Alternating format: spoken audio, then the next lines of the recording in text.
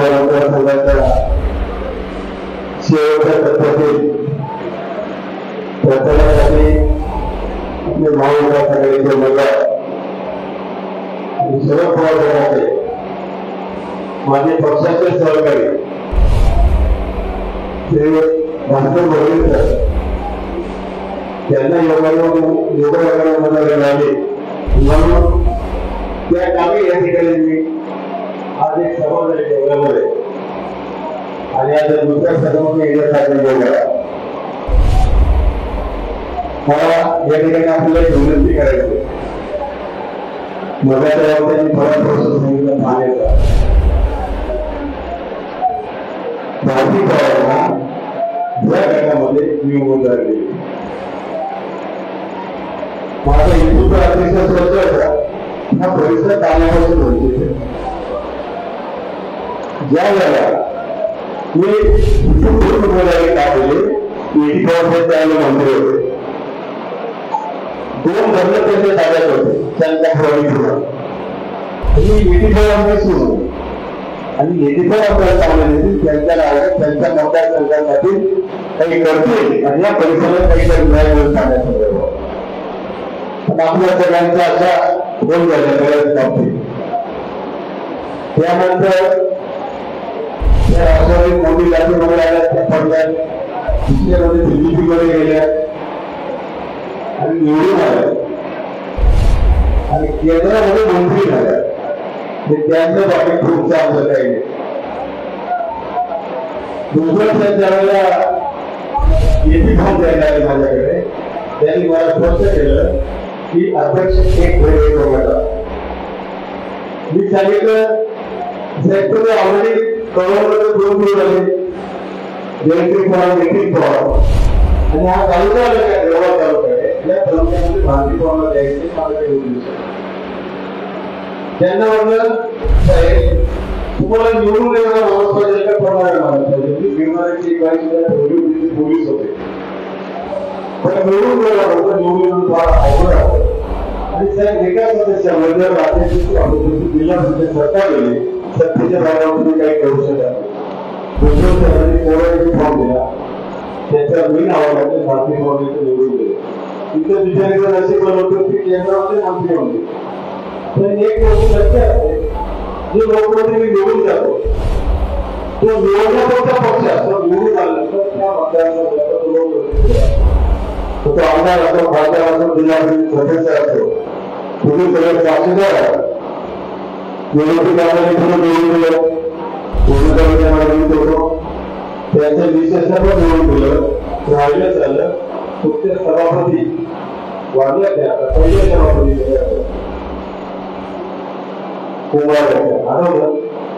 इतर सभा घेतली होती समाजही केला आहे तुम्ही दुसरी गोष्ट झाली यशस्वीचा पूर्ण निवडून दिले तुमच्या सहकार्य हे कुठं मला काही वाईट आहे आपल्या परिसराला बसले त्या याची पण लढाई झाली काकांमध्ये आहे राजगावामध्ये त्यामानाला तुम्ही शासनावर तुम्हाला रोजगारी मिळेल आधी लोक राजकारणामध्ये गेल्यानंतर यांच्या त्यांच्या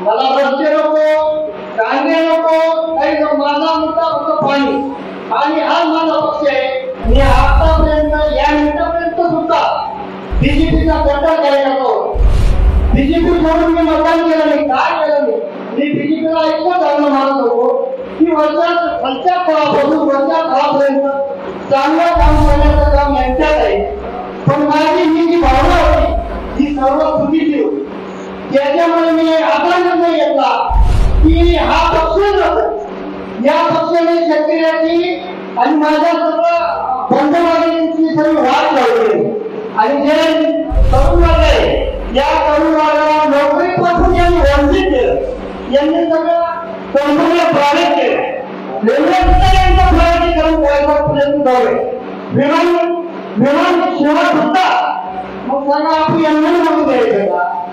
आपल्या पायावर आपण काम करायची का? एकी पोळा साहेबांनी सांगितलं होतं वाखाच्या सभा आपण नागिनमध्ये राहणार. आता काही ना काही बोलता येते, पण माझ्या भावाने मला काही लावू शकत नाही, मला काही करू शकत नाही. केलं तरी मी त्यामुळे मला काही शकत नाही. मी ही जनता त्यांनी व्यवस्थित करायला मला काही लागले. मला फक्त पाणी हा मुलगा पाणी जबाबदारी आणून देईल तो विजिटचा अर्थ करायचा. आपल्याला तो माणूस पाणी आणायला पाहिजे, बाकीचा मुद्दा नाही आपल्याला. तर सांगितलं रस्ता नाही पण पाणी आणायला नाही आला, मग आपण त्यांना पण करायचं का? म्हणून आपण आपली ताकद वेगळच आहे. आपण पैसे वाटू शकत नाही, जास्त खर्च करू शकत नाही. आपली प्रत्येक माणसाची माझी मी शपथ घेऊन करतो, प्रत्येक माणसाने 10 लाखांचा स्वतःचा मोटरसायकल तरी आपला विजय आहे. माझं एवढं दोन शब्द करायचं, तुम्ही वागा पण जोरात वागा आणि आपण सगळे म्हणतात आपण हाताळी व्हा, त्यांना समजा की आपल्या भागाची परिस्थिती काय, नाही तर हे सरकार आपलं वाचवू. आणि हे सांगत होते या गावाची समोर जास्त म्हणतं तर त्याचं सांगा की आपलं हा गडकरीचा म्हणतात, हा गडकरीचा म्हणतो आपण आवाज नाही बघितला तर आपल्याला ते समजते यांच्यात काही नाही आहे. ते असं करून देतील आपल्याला. त्याच्यामुळे माझा गडकरीचा मुद्दा आहे, तुम्ही एका माणसाने 10 लाख आणायचं, 10 लाख मतदान जर आणलं तर आपल्या लाखोने गेलो बस एवढं जमीन मध्ये मारायचं.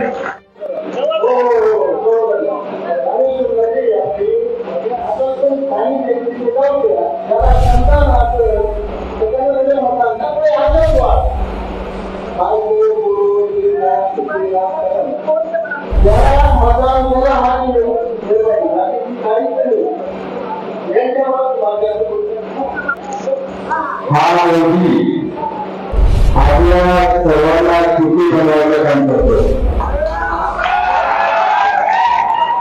पहिली गोष्ट ज्याची आई वाढली याने तिचं डोकं मुद्रा काढलं नाही म्हणून याचा थोडा आपल्या देशात समोर ठेवलं. दुसरी गोष्ट ज्याने देशाचा बहीण आपली बहीण आहे, आपली बहीण आहे, या येशोदाबाईंवरती सुद्धा काळाचा घाला घातलेला आहे आणि येशोदाबाईंनी सुद्धा दुसरी आंदोलन केलेलं नाही. आज पुढच्या प्रतीचा घात आहे. म्हणून लक्षात ठेवा आमच्या देवाकडे आज यात्रा आहे आपली जायला. कोणी कोणाला बोलवत आहे या देवाला या अमोकला कोणी देवाला जायला तयार नाही. तुम्हाला सांगतो आपला पाणी प्रश्न या सगळ्या 8-9 गावांचा पाणी प्रश्न आहे. परतूर मध्ये पाणी टाकण्यासाठी माननीय नामदार दादा भुसे आणि पालकमंत्री त्यांच्याकडे त्यांनी आढळून दिली होती की आपल्या उन्हाळ्यापर्यंत पाणी पोहोचवा, परंतु या गोष्टीची हुकूम आल्यामुळे आपल्या उन्हाळ्याच्या पासून जगापर्यंत पाणी आलेली नाही. म्हणून तुम्हाला सांगतो येत्या 20 तारखेला सगळ्यांनी एकच निश्चय करायचा आहे. तुतारी वाजवणारा माणूस या समोरचं बटन दाबून प्रचंड मतांनी विजय करायचा आहे. आमच्या सर्व गावामध्ये तुम्हाला सांगतो 80% मतदान हे तुतारी वाजवणारा माणूस बदल करणार आहे.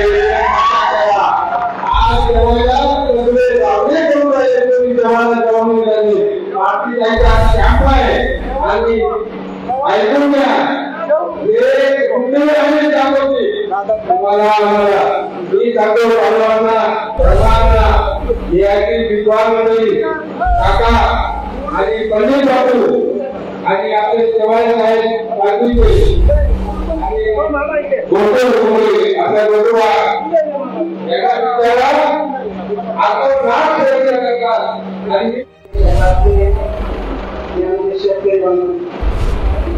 आजच्या सभेचे अध्यक्ष तालुक्याचे राष्ट्रवादीचे अध्यक्ष पंडित बापू सर्व खेड्यावरचे टोळामोळाचे कार्यकर्ते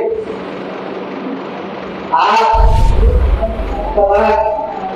विषय व्हायचे मित्रांनो आपल्याला काही निघाले तरी चालेल आपल्या आजोबांपासून आपण म्हणून यायला पाहिजे झाली आहे कसल्या एखाद्या मुलाची आयुष्य बाळामध्ये जाते ना तो मुलगा काय म्हणतो की मी बाळामध्ये येतो ती म्हणतो घरी मी तुला काय लागतं घेऊन येतो बाळा झाल्यानंतर ही आई काही सांगत नाही अशा आजच्यापर्यंत निवडून दिलेले आपल्या आया आजपर्यंत फक्त हे सर्वात महत्वाचं भरपूर जमीन पाणी आहे तर तुम्ही बरोबर असते भिन्नला पाणी होऊन जातं भरपूर जमीन पाणी येते काय करायचं कुठच्या वेळेला तुम्ही स्पॉटवर काम करा तुमचं कामच करू तर त्यांना सगळ्यांची साथ करा त्या दिवशी बाकीचं सांगितलं आपल्या गावात की भरपूर जणांमध्ये पाणी आणि पाण्याची व्यक्तिगत राहिली बाबी आणि पाण्यात टेस्टिंग झाली नाही तुमचं बोकड आलं पाणी मिळून 8 दिवस पाणी चाललं त्याचं नुकसान झालं मग तुमची टेस्टिंग झाली कशी नाही तुमच्या ठेकेदारांचे पैसे झाले झाले बाकी टेस्टिंग झाली नाही हे लोकांना म्हणून आहेत का यांना समजत नाही का आणि म्हणून आपल्याला याच्यापुढे मी बंद सणाची बोलतो आम्हाला यश मिळवणी कधी चालेल तुम्हालाही शासनाच्या विरोधात करायची प्रयत्न झाले आम्ही हे झाडीला ही मोठी शक्ती स्थापन करू सर्व आपण स्वतः खर्च करू एकट्या जणांनी आपल्या कार्यकर्त्यांनी रोज कामाला लागलं शासन जर कोठा तर आपल्याकडून पाणी नाही तर बोलायचं यायचे तर पाणी येणार नाही हे तुम्हाला सांगू आज इतकी काही परिस्थिती भयानक आहे त्या ठिकाणी सगळ्या खेळाची योग्य झालंय एवढं मोठं झालं काय खर्च करायला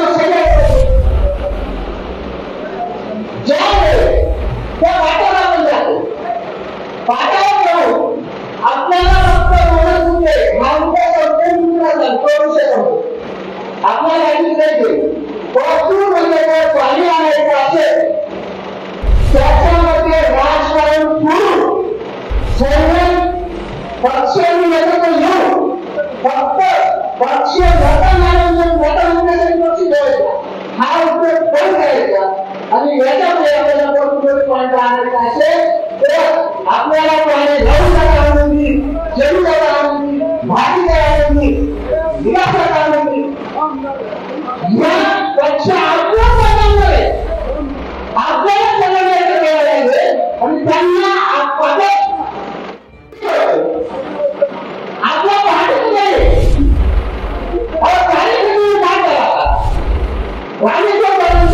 त्याचा सामान्य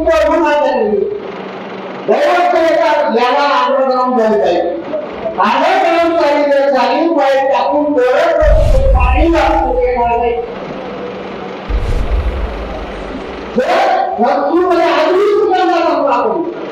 आपल्याला सगळ्या पक्ष ठेवू मग माझ्या वेळा कोणाचे बापूचा कोणाचे जाण्याचा सगळ्या बघू आपल्याला त्या दिवशी अंडरग्राउंड करून पाणी आणावं लागेल आपल्याला सगळं सगळं घ्यावं लागेल आणि हा पाणी याच्यापुढे पाणी येणार नाही दुसरी आपण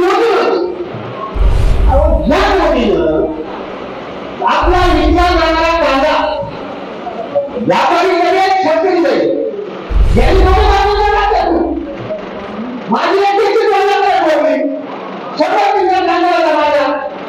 अगदी जवळ 4,00,000 रुपये दिला. आणि म्हणून आपल्याला याच्या पुढे जर सरकार घटकडे आपल्या आणले की शेतकऱ्यांचा जाणता फक्त आपली नवीन आतापर्यंत मुलं कांद्याच्या पाहिजे तुम्हाला तुम्हाला सगळ्या गोष्टी घरगुती पवार साहेबांनी केलेल्या आहे. आणि म्हणून कुठल्याही परिस्थितीमध्ये तुमच्या बघेल साहेबांना मतदान करावं लागणार आहे. पुण्याची एकदा हात करून सांगतो किती मावल्याचं काही सगळ्यांना माहिती आहे काय झालं ते.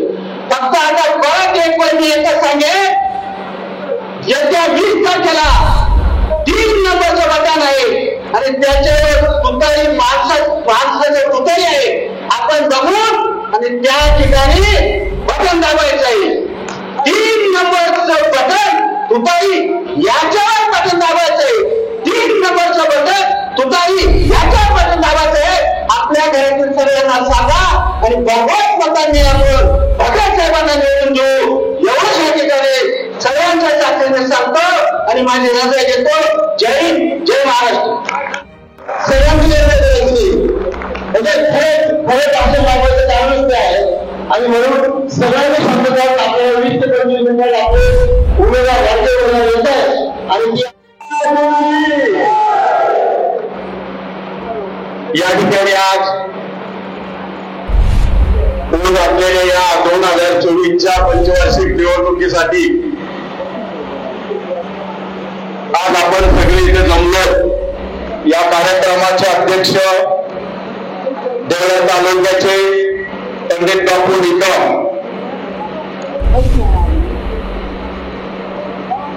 मार्केट कमिटीचे माजी सभापती विलास काका देवळे, उपस्थित सर्व सन्माननीय मित्रांनो, आपलं राजकारण आणि गावाचा प्रश्न, पाण्याचा प्रश्न हा सगळ्या बरोबर आहे. आपण गेल्या अनेक वर्षापासून या बीजेपी सरकारला निवडून देतो, म्हणजे 20 वर्ष झाली आपण या बीजेपीला निवडून देतोय. हरिचंद्र चव्हाण होते, नंतर भारतीताई पवार आल्या. भारतीताई पवारनी या गाव में मी कन्या से, तर या गावच्या कन्याने आपल्याला दुनिया दावली. आपल्या खूप मोठी अपेक्षा होती की झाडी गावपर्यंत पाणी जाईल. या अपेक्षाने आपण सर्वांनी भारतीताईवर प्रेम केलं. त्यांना उमराण्या गटातून ते डायरेक्ट खासदारकीपासून त्या मंत्री झाल्या. मंत्र्यावर त्यांना आरोग्य मंत्री पद मिळालं. या उमराण्यात सुद्धा बापू ग्रामीण रुग्णालय, पण या ग्रामीण रुग्णालयाची अशी अवस्था आहे की तिथे कंपाऊंडर सुद्धा कधी राहत नाही. आणि रोडवरचं गाव आहे, हवेचं गाव आहे, मोठी मार्केट कमिटी आहे, पण ह्या गावात पाहिजे अशी त्या सुविधा काहींनी दिल्या नाही. त्यामुळे खंत आहे. आणि आमची अपेक्षा होती की झाडी एरणगावचं पाणी आम्हाला मिळेल, पण ते झाडी एरणगावचं तर नाही झालं. पण ताईंनी आम्हाला असा गुरुकारा दिला की 5 वर्ष कधी उमराण्यात आल्याच नाही. एकदा आल्या तर काय ते रामेश्वराचं काय गुरुवार त्यावेळेला आल्या. म्हणून मित्रांनो, मला सांगायचं एकच आहे की आपण सगळ्यांनी एक जर विचार केला, तुम्ही एवढे सर्व टोलामोलाचे आहात, तुम्ही जर 10 मतं आणली तर भास्कर वगैरेंचा विजय अगदी सोपा आहे आणि हा नक्की होईल. कारण उमराणा गाव ही कर्मभूमी ज्ञानदेव दादा देवरेंची आहे. आज देवऱ्यामध्ये त्याचा इतिहास राहून गेला होता अपूर, आणि तो कुठेतरी काढला तो कारखान्याचा विषय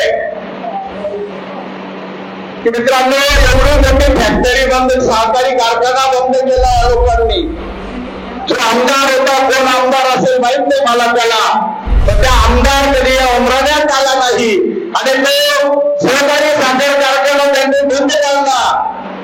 आणि काय परिस्थिती झाली इकडे, बेरोजगारीचे दिवस आले, बेरोजगार झालेलो, शेतीला पाणी नाही. आणि या लोकांना ज्यांना आपण आमदार म्हणून निवडून दिले ते कारखाना चालवतील, कारखाना चालवण्याची हे होती, ते सुद्धा त्यांनी विपुल खाऊन गेले. पण कारखाना चालू झाला नाही. आज काही लोक बेरोजगार आहेत आणि ज्या कारखान्याचे कर्मचारी आहेत त्यांचा पगार सुद्धा मिळालेला नाही. म्हणून अशा लोकांना आता तारा घेऊ नका. भारतीताई असो नाही पंतप्रधान असो, काय झालं त्यांची कांद्याची वाढ. यांच्या या भारतीताईने आता कोणी नाही सांगितलं की हे फेडरेशन भारतीताईने त्याच्यात कमिशन खाल्लं आणि भारतीताईने कमिशन खाल्ल्यामुळे फेडरेशन झालं. आणि आज या सर्व शेतकऱ्यांना जर ही नुकसान पोचली, ही भरून काढायची असेल आपल्या सर्व शेतकऱ्यांची, तर म्हणून आपण सर्वांनी भास्कर बगरे यांना निवडून द्यायचं आहे. त्यांची निशाणी अशी आहे, शिंग फुटणारा माणूस. म्हणजे आता मी शिंग म्हणतो कारण मला जोर शिंगर आहे, म्हणून मी शिंग फुटणारा माणूस म्हणतो. त्यांचे 3 नंबरचे बटन आहे, हे बटन दाबून त्यांना प्रचंड मताने विजय करावा असे मी आपल्याला सर्वांना विनंती करतो. जय महाराष्ट्र. सर्व प्रतिष्ठित नागरिक आणि उपस्थित सर्व सुजाण मतदार आणि उमराणा परिसरातील सर्व शेतकरी बंधू, तरुण मित्रांनो, मला अतिशय आनंद होत आहे. याचं कारण असं की आजच चांदवडला सन्माननीय गडकरी साहेबांची सभा होती आणि त्या सभेला मोठ्या प्रमाणात त्या ठिकाणी खर्च करण्यात आला. आणि एवढा खर्च करून सुद्धा आपल्या सभेला जेवढी गर्दी आहे तेवढी गर्दी सुद्धा त्या सभेला नव्हती. आणि तुमच्या उपस्थितीने हे ठिकाणी असं निश्चित केलेलं आहे की बगरे सरांचा विजय हा आज निश्चित झालेला आहे. दुसरी गोष्ट अशी सांगणार आहे की मागच्या आठवड्यामध्ये तुमच्या उमराणा गावामध्ये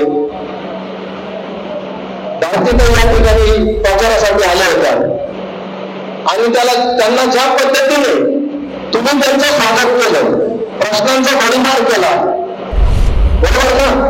तुम्ही त्यांना प्रश्न विचारले आणि ती प्रश्नांची क्लिपची व्यायाम झाली की उमराण्याच्या लेखीला त्याच गावामध्ये प्रश्न विचारण्यात आले की तुम्ही गेल्या 5 वर्षामध्ये काय काम केलं. आणि निश्चितच हा आपला हक्क आहे. ज्यांच्यावर आपण जेवढं प्रयत्न केले तेवढा आपला अधिकार पण आहे.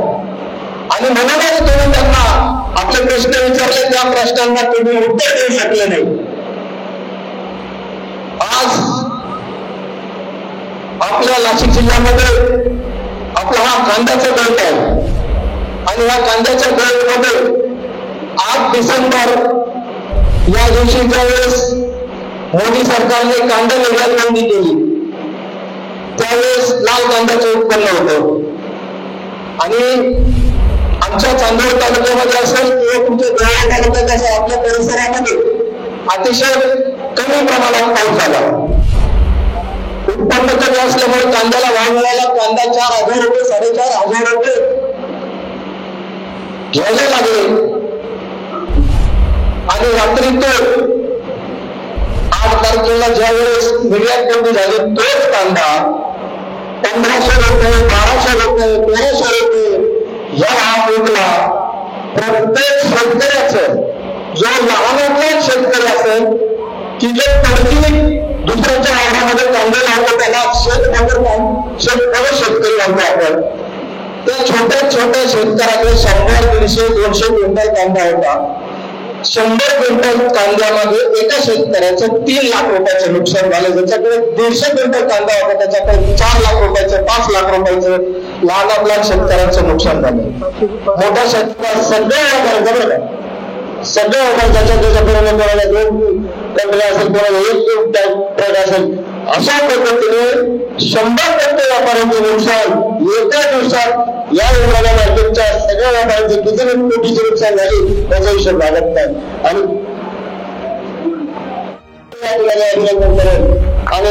त्यानंतर आपले नेते विलास काका हे आपले मार्गदर्शन करतील.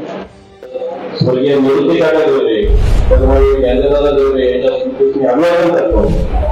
मित्रांनो, माझा भाषण हा विषय माझ्यापर्यंत कधी आला आणि मला जमत पण नाही. जर बोलताना काही चुकलं किंवा काही अपशब्द निघाले तर मला माफ करावं. आज बाबा तुम्हाला स्पष्ट सांगतो, 3 दिवसापूर्वी एकदम शांतता होती. तो ज्याच्या पद्धतीने काम करत होता, प्रचार करत होता. पण काही आमचे नेते मंडळी इतक्या कामाला लागली गेली तर त्यांना तेव्हा त्यांचे माणसं सुद्धा इतक्या आनंदाने त्यांना शक्तीप्रदर्शन करावं लागलं. निवृत्ती काकांवर प्रेम करणारे, पक्षावर प्रेम करणारे, शिवसेनेवर प्रेम करणारे, हे सगळे असे प्रामाणिक माणसं तुम्ही गाडीला भाडं करणारी मंडळी आणि विशेष हा कार्यक्रम केलेला आहे. कांदे भरणाऱ्या व्यक्तीने 200 रुपयापासून कांदा व्यापार करणाऱ्या व्यक्तीने 5,000 रुपयापर्यंत मदत करून हा कार्यक्रम त्यांनी पार पाडलेला आहे. मी तर सर्व मला वाटतं की त्यांचं आवाहन करतो. यावेळीच्या उमेदवारांबद्दल आणि पक्षांबद्दल सगळी जी चर्चा झालीच आहे त्याबद्दल मी जास्त काही बोलणार नाही. फक्त मी मला माझी अडचण असल्यामुळे मी जास्त बोलू शकत नाही. माझी अडचण काय आहे मी प्रत्येकाला माहिती आहे. फक्त मी एकच करू शकतो, आज आपल्याला जर अन्याय होत असेल तर त्याच्या रूपांतर आपण आपल्या मतपेटीतून व्यक्त करून द्यायचं आहे. माननीय पटेल सरांच्या निशाणी तुमचा माणूस त्याच्यावर आपण 3 नंबरचं बटन आहे, तुमच्यावर बटन दाबून आणि आपण पटेल सरांना निवडून द्यायचे. माझ्याकडून मी जास्त काही बोलत नाही, पण एवढं नाही की वापरू त्यांच्या त्यांचे काय केलं जास्तीला सामना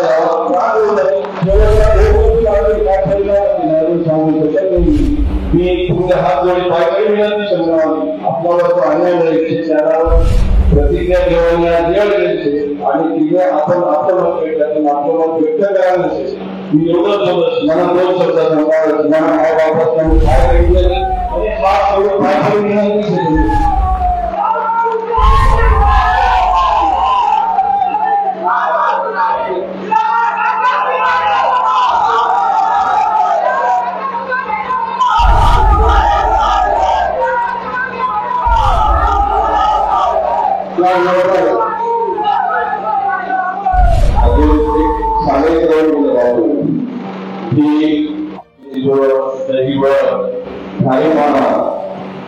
आणि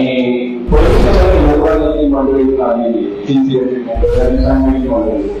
बाकीचे जे आपल्या पक्षावर निवडणूक काकांवर गंजवणाऱ्यांच्या परिवारावर मंडळी त्यांच्या गावात नियोजन पद्धतीने करत आहे.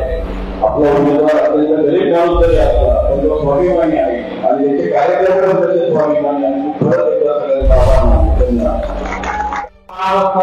कुठल्याही गावावर नाही हो, मी जास्त काही बोलणार नाही, पण सरांच्या माध्यमातून एकच शब्द देतो.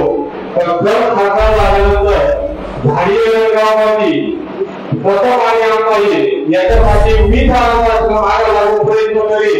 हा तुम्हाला सर्वांना मी आश्वासन देऊन धन्यवाद.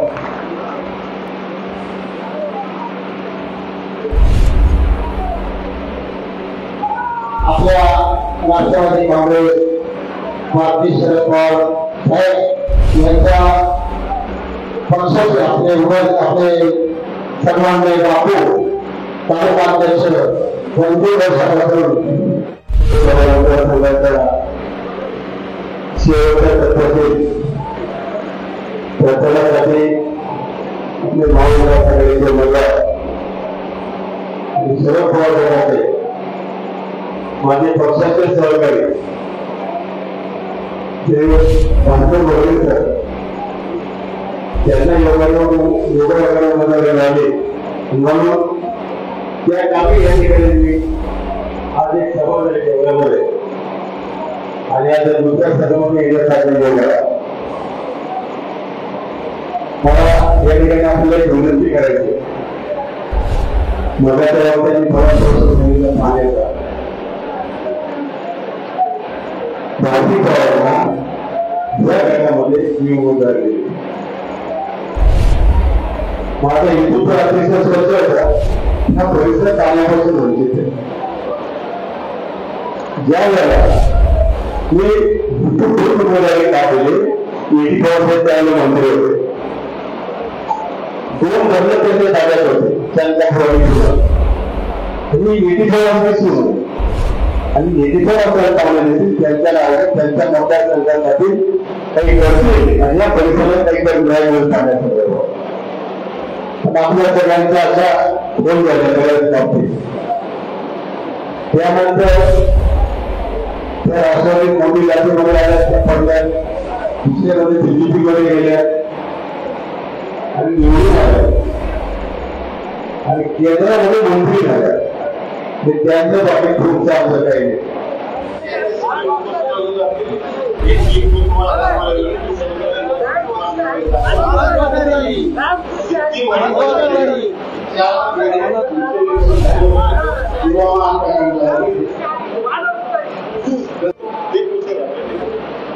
त्यांनी सांगितलं होतं की हा विक्रीचा कॅनव्हास आहे बायर लिफ्ट करा आता यांना घडून आणायचं होतं मोदी आणि शहाना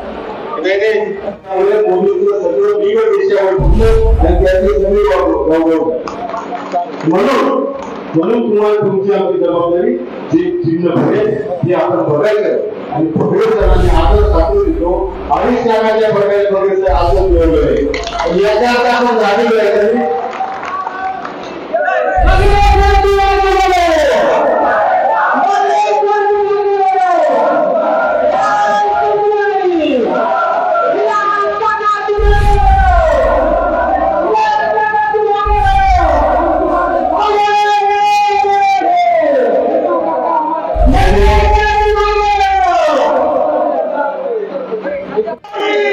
रामकृष्ण हरी रामकृष्ण हरी रामेश्वर भगवान की रामेश्वर भगवान की कोकणानगर रामदेव कोकणानगर रामदेव बघे साहब तुम आगे बढ़ो अमर अमर अमर स्वर्गीय करवीर गांधीबाबा जोडे त्यांच्या पवित्र स्मृतीला अभिवादन करतो आज आपल्या उमरली गावामध्ये 20 मे 2024 रोजी होत असलेल्या निवडणूक सभा संघाच्या निवडणुकीच्या प्रचाराच्या निमित्ताने आपण सगळे या ठिकाणी उपस्थित झाले यासाठी उपस्थित असलेले सर्वच मान्यवर मंडळी सर्वपक्षी गाडी मंडळी आणि सर्व या निवडणुकीमध्ये महाविकास आघाडी यांनी आघाडीचा उमेदवार म्हणून माझ्यासारख्या सर्वसामान्य कार्यकर्त्याला एका शिक्षकाला ज्याची आर्थिक बाजू मजबूत नसताना या देशाचे नेते आदरणीय शरद पवार साहेब आदरणीय सोनिया गांधी आदरणीय राहुल गांधी आदरणीय उद्धव ठाकरे साहेब आदरणीय सीताराम येचुरी साहेब आदरणीय अरविंद केजरीवाल साहेब आदरणीय ज्योती गावित साहेब या इंडिया आघाडीच्या नेत्यांनी माझ्यासारख्या कार्यकर्त्याला जी उमेदवारी दिली ती उमेदवारी लावण्यापासून तुमच्या सगळ्यांची आहे असं मी समजतो. आपण 10 वर्षापासून या देशामध्ये कशा पद्धतीचा मार्गात वाढला असं बोलतोय. हुकुमशाही पद्धतीने या देशाची लोकशाही संपवण्याचं काम हे बीजेपी सरकार करते, मोदी सरकार करते. नोटाबंदी केली, जीएसटी लागू केला, शेतीमालाला कुठल्याच प्रकारच्या भाव नाही. दुसऱ्या बाजूला शेतीमालासाठी लागणाऱ्या वस्तूंच्या किमती तितकी जवळजवळ वाढवल्या. त्याच्यावरती 18% जीएसटी लावला. आज आपण बघतोय या भागामध्ये कांदा उत्पादक शेतकरी प्रचंड मेहनत घेऊन एका बाजूला दुष्काळाचा सामना करत असताना या भागाचं प्रमुख पीक जर कोणतं असेल तर ते कांदा.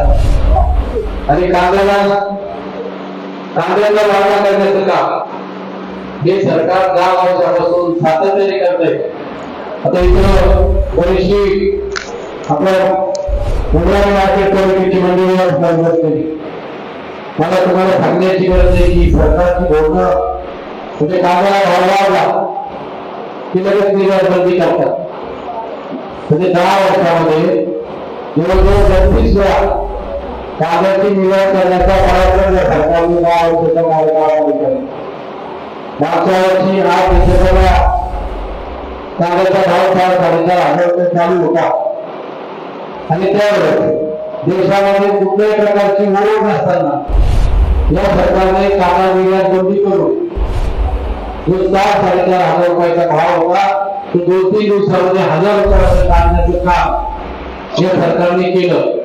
आणि त्यामुळे अनेक म्हणजे कोरोनाच्या काळापासून आपल्याला सातत्याने भावाने हुलकावणी दिली होती आणि कुठेतरी चांगला भाव मिळायला सुरुवात झाली आणि या सरकारने तो भाव वाढवण्याचं काम केलं.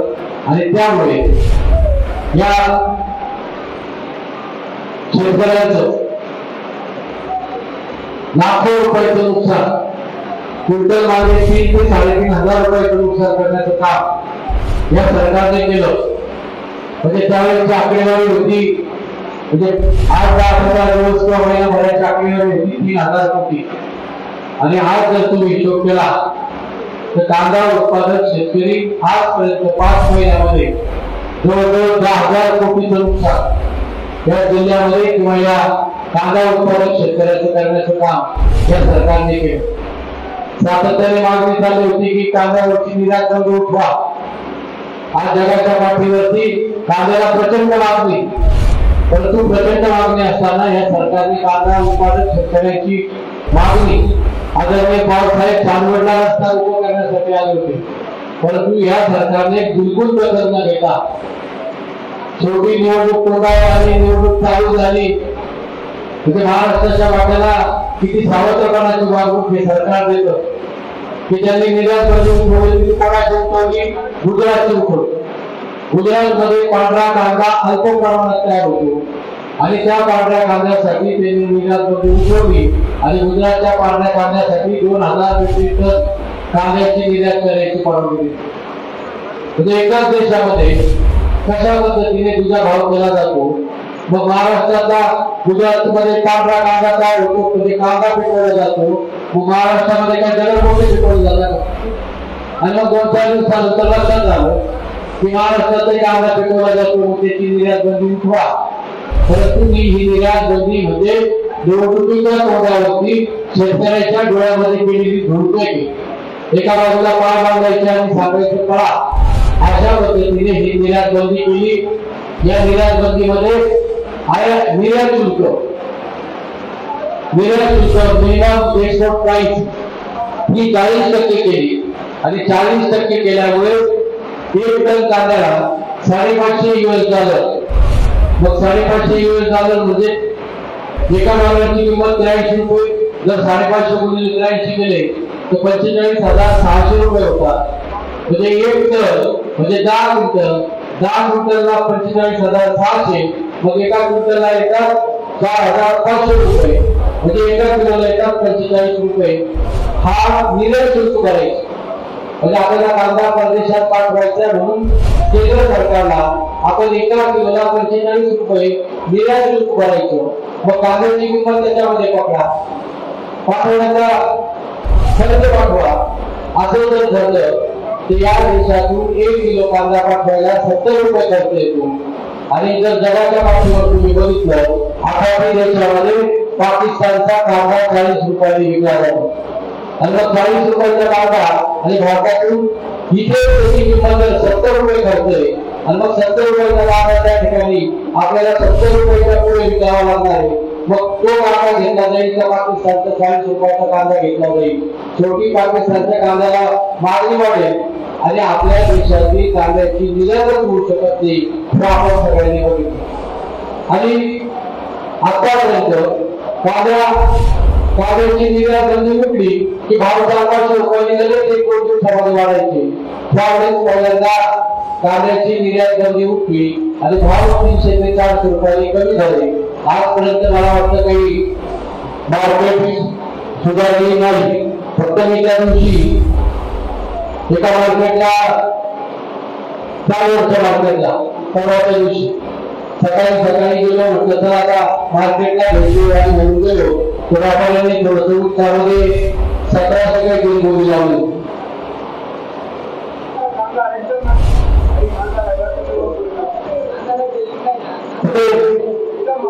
गाडी असेल तर तो गाडी तिथे राहिला होता.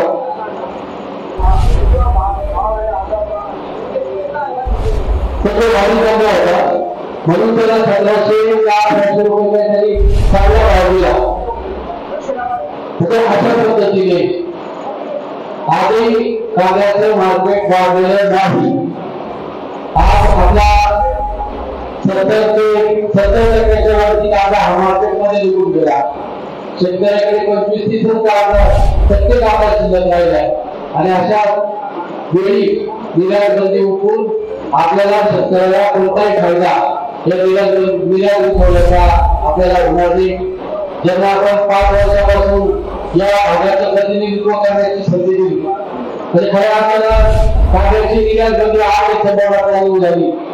त्यावेळेस संसदेचं अधिवेशन चालू होतं. त्या अधिवेशनामध्ये आपल्या कांदा प्रश्नावरती बोलायला पाहिजे होतं, परंतु बोलण्याची हिंमत झाली नाही. कारण हे सगळे मिळते हे शासनाच्या पुढे कोणाच्या पुढे बोलत नाही. म्हणजे एखादं साधन म्हणजे कांद्याचा प्रश्न वेगळे आणि दुसऱ्या बाजूला कर्माच्या काळामध्ये भरपाड असेल, नांदगाव असेल, निफाड, वासलगाव या भागामधले जे रेल्वेचे थांबे होते ते थांबे रद्द झाले, स्टॉप रद्द झाले. मग स्टॉप चालू करायला त्या प्रवाशांची किंवा त्या भागातील नागरिकांची ती अडचण आणि मग त्यांची सातत्याने मागणी होती की तुम्ही रेल्वे मंडळाकडे चला. एकदा सुद्धा रेल्वे मंडळाकडे जाण्याची हिंमत त्यांची झाली नाही. आणि मग असे प्रतिनिधी आता आपल्याकडे मत मागायला आल्यानंतर आपण कशा पद्धतीने त्यांना उत्तर दिले हे मी तुम्हाला सांगायची गरज नाही. बोलण्यासारखं खूप आहे की मी खूप बोललोय, वेळ खूप झालेला आहे म्हणून मी तुमचा काही अंत बघत नाही. इथून पुढे जे करायचे ते शेतकऱ्यांसाठी करायचे एवढं लक्षात ठेवा.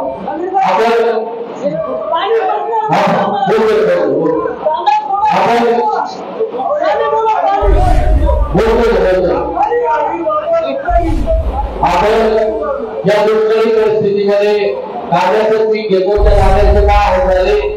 खरं आपल्याला या भागामध्ये 20 वर्षापासून बीजेपीचा खासदार आहे. 10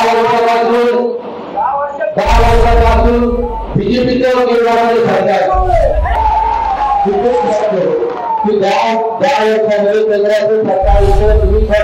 बीजेपीचा खासदार होता. राज्यामध्ये आज बीजेपीचं सरकार आहे. तुमचे जे मागण्याचे प्रश्न आहे कारण एका दिवसामध्ये सरकार तुमचे जे प्रश्न आहेत, तुमची जी सातत्याने मागणी आहे ती सोडवण्यासाठी जे जास्तीचं पाणी आपल्याला जे पाणी आहे ते पाणी देत नाही. याच्यासाठी आपल्याला मागोपाडा या राज्याचे प्रकल्प आहे ते प्रकल्प वाढवण्यासाठी राज्य आणि केंद्र यांची दोन्हीची सत्ता बीजेपीकडे असताना इथल्या या प्रतिनिधींनी प्रयत्न केले नाही. म्हणून ते पाणी ते पाणी खराब जास्तीचं आपल्याला ते आले आणि म्हणून मी मला संधी द्या. काल सुद्धा मनमाडला जर तुम्ही कोणी ऐकलं असेल तर त्या मनमाडला सुद्धा आदरणीय पवार साहेब होते, आदरणीय उदयन पाटील साहेब होते. यांच्या उपस्थितीमध्ये आदरणीय छोटे साहेबांची मी तुमचा तो विषय मांडला की भविष्यामध्ये जास्तीचं पाणी आणण्यासाठी बरेच योजना करावं लागणार आहे आणि ते पाणी एका बाजूला गोदावरी ठेवलं आणि दुसऱ्या बाजूला गिरण्या खोऱ्यामध्ये आपल्याला टाकावं लागेल. कारण ते पाणी गुजरातला पळवण्याचा भाग मागच्या काळामध्ये घातला गेला. त्याला थोडासा सरकार होतं त्या काळामध्ये घातला गेला, परंतु त्याला चांगलं मिळायला पाहिजे होती. हे सरकार आता फेल झाला, त्याच्यामुळे त्याला चांगला मिळाली नाही आणि म्हणून भविष्यामध्ये खूप चांगली संधी म्हणजे महाविकास आघाडीचं येणे सरकार या देशामध्ये येण्याची शक्यता 99% झालेली आणि म्हणून मी तुम्हाला खरं सांगतो म्हणजे या मतदारसंघामध्ये बाकीचे प्रश्न नाही सोडवले तरी चालतील, परंतु पाण्याचा प्रश्न खऱ्या अर्थाने मी तुमच्या बरोबर आहे किंवा तुमच्या पुढे वेळ मागणार नाही एवढ्या संदेशाने देतो.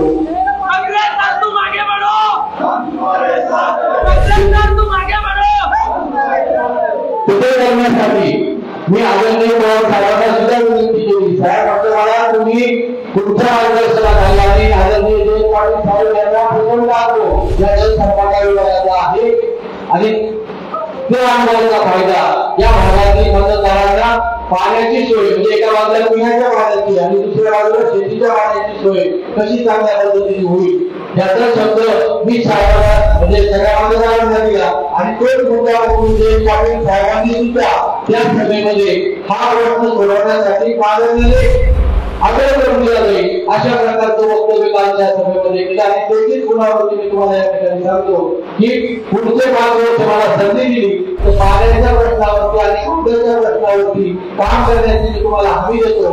एवढंच या ठिकाणी बोलतो आणि दुसऱ्या बाजूला 20 तारखेला मतदान आहे. आता फक्त तुमच्या भावनांची मी कदरच होणार आहे आणि तुमच्यासाठीच काम करायचंय. एवढं तुम्ही जमलंय हे का जमलंय अचानक एवढं जमवलं म्हणजे सोपी गोष्ट नाहीये. तुमची तळमळ मला माहितीये. मी स्वतः शेतीमध्ये मजुरीची कामं केली, स्वतः दुसऱ्याच्या शेतामध्ये मी राबलोय, शिकलो म्हणून शिक्षक झालो, गावचा सरपंच झालो, पंचायत समितीमध्ये 10 वर्ष सभापती म्हणून काम केलं, जिल्हा परिषदेला काम केलं, मार्केट कमिटीमध्ये संचालक म्हणून काम केलं. आजही शिक्षक म्हणून काम करतोय आणि शिक्षकांच्या पतसंस्थांवरती काम करतोय. त्यामुळे मला काम करण्याची सवय आहे. तुमच्या सगळ्या प्रश्नांची जाणीव मिळाली, त्याबरोबर ते प्रश्न कसे सोडवायचे हे तुमच्या सगळ्यांच्याच सहकार्याने करणार आहे. मी काही एकटा बोलू शकत नाही. मला काही मी ब्रह्मदेव नाहीये. हे सगळं व्यासपीठ आणि तुमच्या सगळ्यांच्या सहकार्याने जे जे करायचं असेल ते तुमच्या बरोबर येऊ. जिथं जायचंय तिथं मी तुमच्या बरोबर येणार आणि हो मी तुम्हाला सांगतो मी अतिशय छोट्या गावातून आलोय.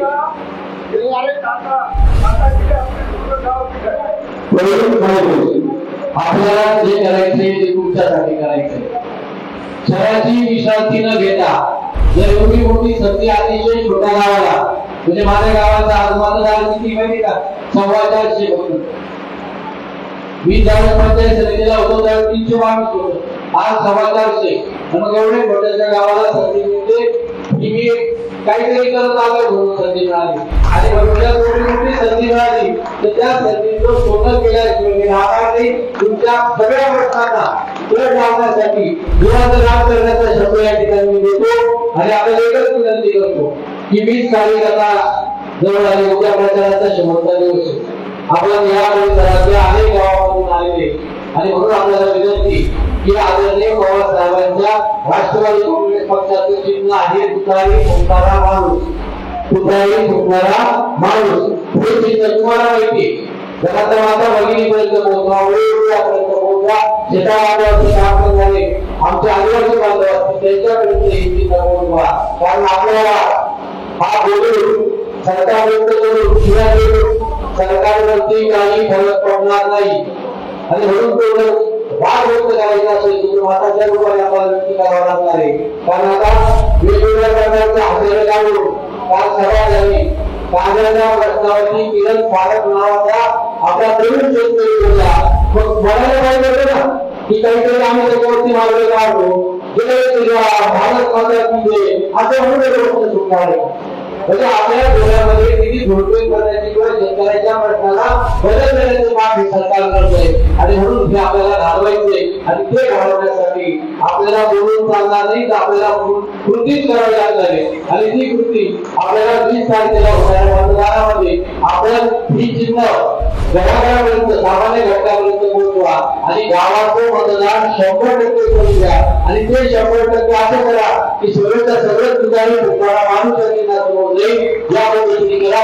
मी आपल्याला विनंती करतो की या मतदानाच्या दिवशी आपण मतदान केंद्रावर गेल्यानंतर ईव्हीएम मशीन वरती माझा आरोप क्रमांक आहे 3 किती 3 1 2 3 भास्कर मुरलीधर भोगरे माझा फोटोच्या मध्ये उतारले माणूस त्या सर्वोच्च मतदार आपली सेवा करण्याची संधी द्या.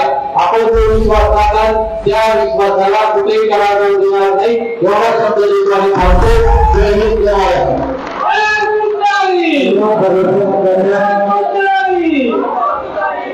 दर्शन केलं. ही मंडळी खास आपल्या येण्याची आतुरतेने वाट बघत होती. आपला अचानक निर्णय झाल्यामुळे इतका कार्यक्रम लागला. या सर्व कार्यकर्त्यांचं सर्व माझ्या मित्रांचं मी परत एकदा आभार मानतो. नक्कीच सर आपली अपेक्षा पूर्ण करतील त्यासाठी आपण सरांना नक्कीच दिलेल्या पाठवूया अशी मी आपल्या सर्वांतर्फे मी गरज येतो आणि कार्यक्रम संपला असं जाहीर करतो. आज अण्णांचा वाढदिवस असल्या कारणाने सगळ्यांनी जेवणाचा लाभ घेतला. राम कृष्ण हरी, राम कृष्ण हरी, राधे